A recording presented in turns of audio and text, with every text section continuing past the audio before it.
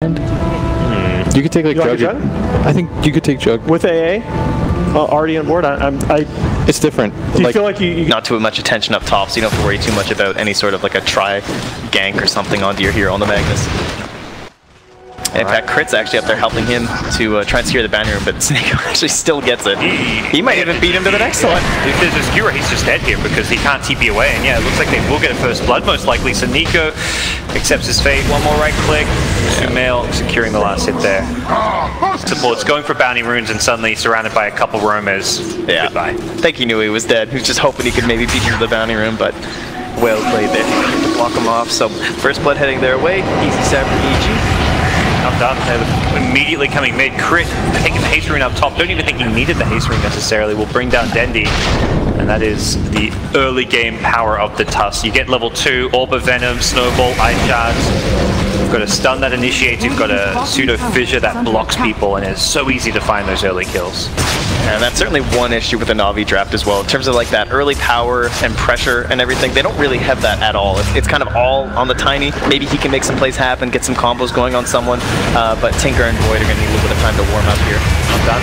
Coming bottom now, General gets some help from the Sankin with a nice 2-man stun here, but the ice shots just last so long, he's still blocked in and will pay for it with his life. Arteezy picking up that kill, and Sumail top. Oh, well, we caught the end of it, and the end was what mattered. It was a first hearing. I was thinking about a kill, but unfortunately, Death Prophet, one of those much harder to kill than most heroes.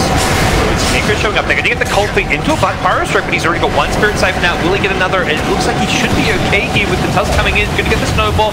Still on the run though. Fear may need to get some additional body blocks, but there it is. Crit with the Ice Shards on 2. Turned around perfectly. Crit. 1 or 2 more right clicks will finish him off, but he's done his job. He got a kill. Higher item pool at the current moment, so it's always good when you have someone on your team who's helping you out like that.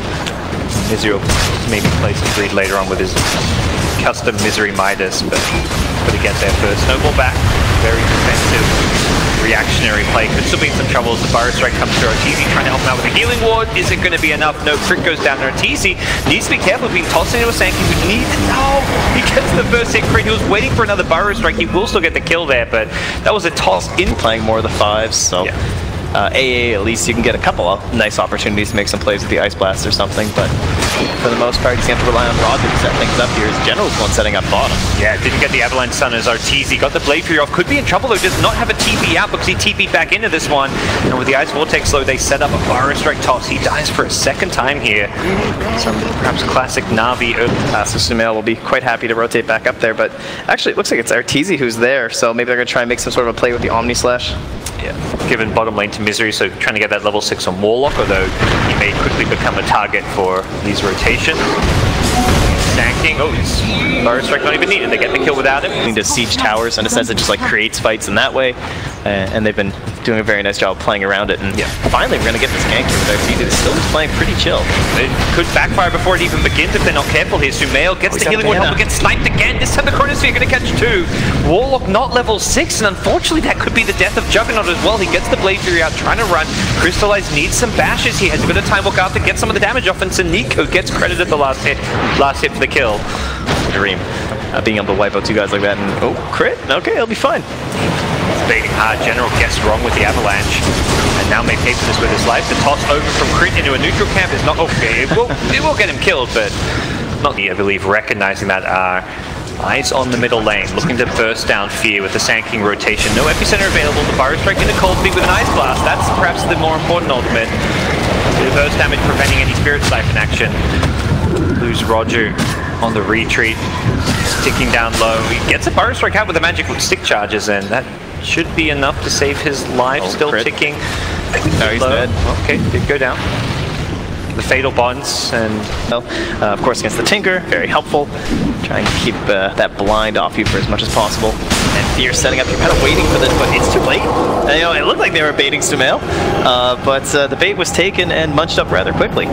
Maybe able to get something in return, but not perhaps something they were hoping for, as Roger dies a complete tier 1 claim, because Navi don't have Ice Blast for a little bit longer, but they do have Chronosphere. With Ice Blast having a short cooldown, they may be able to still make this happen. Fear the target. There's going to be the Chronosphere to start things off. The rock gets dropped as a counter initiation tool. Crystallize, though, is still bursting down the Death Prophet. Fear dead already with the Ice Vortex, amping up a lot of that damage. And General trying to get some more here. Tossed back the Tiny onto the, gets the Tusk onto the Warlock here, as he now needs to be a little bit careful. Sumail's returned with an RP, and that's something that looks like Navi has no interest. Push it out. They're so exposed down there because Navi have been sitting around there. Oh, going for the Ancient is easy. Gets caught by the Ice Blast and with the Shatter effect on him. That ain't going to do too much. Perhaps looking for a counterplay as EG, as they are going to go snowballing forward, trying to get Sphere into it. Has to silence the Chronosphere's there. Oh, this set up everything up perfectly. Oh, it's a disaster for EG. They get lined up, taken out. Crystallize even gets a time walk away, does end up dying still, but see if they can bring down Fear. Fear's already gotten one kill for himself. May find a second as General's dead as well. This Death Prophet, level 2 ultimate. It's a bit of an issue. Those consecutive kills bottom on TC's Jug and getting Tinker caught up in that. The Chrono's fault. The bigger thing now is Chrono's bottom.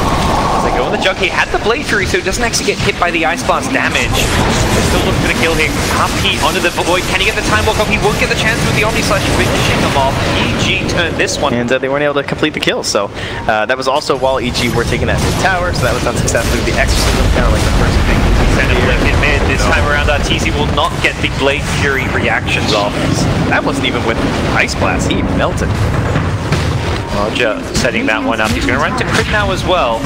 Run up in the air and silenced. Ice Blast going to go flying and miss. Crit holding his time for that one and unleashes the snowball. Followed up by a rock from the Warlock here. Can they get a follow-up kill? Likely to get Saniko, who's out of mana if they want to chase for it. And Sumail is keen on doing so. Block him off and the Yule's catches there. Don't see an escape for the AA. We're not going to force a fight here with Chronosphere still on cooldown. Exorcism trying to stay split in the Chrono. A little bit longer. Even taking the fight after Roshan with Exorcism wearing off could be to their advantage here. TC's got another Blade Fury up. He's going to dodge the Burrow Strike with that. But here comes Chrono, catches up more with the Tinker to follow up. The damage from General's Avalanche Tossic's there as well. Navi eviscerate EG. Epicenter just for the, well, he didn't need it, but he'll throw it out anyways. I think he didn't expect that fight to be as straightforward as it was. But when you've got Chronos like that, Crystallize, absolutely beautiful setup. Will complete the team wipe with Saniko's AA. Like, you've committed so much vision, you want something here. That's what we often see from teams. You put down 2-3 wards, even in a small area. This idea of go Epicenter Burrow Strike in, they're going to go in, try and burst down the Jug with the Snowball save. The blink in from Tusk gets her TZ out of there. Now the Skewer back from Sumail, not sending up for the Chronosphere, still catching two as they'll burst down the Warlock. And it looks like the Jug could be next. The Magnus goes down. Jug using the Omni Slash, buying himself some time here, has got a Spirit Vessel on which he'll mant off, goes down. Fear now going to use himself up in X's and trying to do what damage he can, but he's completely alone other than the Tusk, who will help set the kill on the Sankey, but they'll pay for this regardless. 5 down, only a Sankey killing them. As I said, with that big save too that was used from the Tusk, that being available. Very difficult game. Just very well played by Navi, honestly. Void is perhaps one of those answers to the Tusk, which has become so popular as a 4th position. I believe like one of the second most picked hero or something on this patch right now. Navi showing they're not disappointing. EG well and truly on the back foot. They've still been RP. That's the main big ultimate they have for this fight. Then he's also with Sight as well, but now it'll just be the Agni.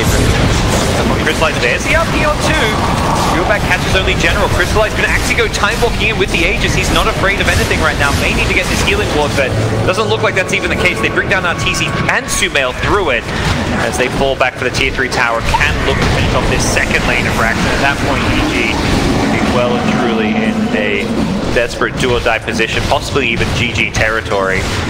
This is starting to feel somewhat unwinnable for the boys in play. Yeah, I will say, you know, best one, you still have the tier 2 top, so at the very least you can still play it out. You have empowered Jug, you can't keep the waves back, but more than likely. It's one of those scenarios where, yeah, it's a winnable position. Perhaps if Navi's late game, you take 2 lanes of Raxx, win a couple fights, there's probably several heroes who have cash to spend and want to do so. Yeah, Tiny, hard to harass. Like, okay, hello. There's not even the lane career.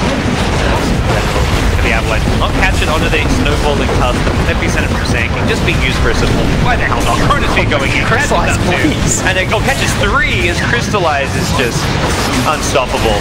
Instantly, GG is called. Misery knows this this one is over. This one is done for it. BG have been bested. The best of one. Yeah, that one was a very nice ward there from Seneko. Helping out for another great Chrono from Crystallize. Man, that Void looked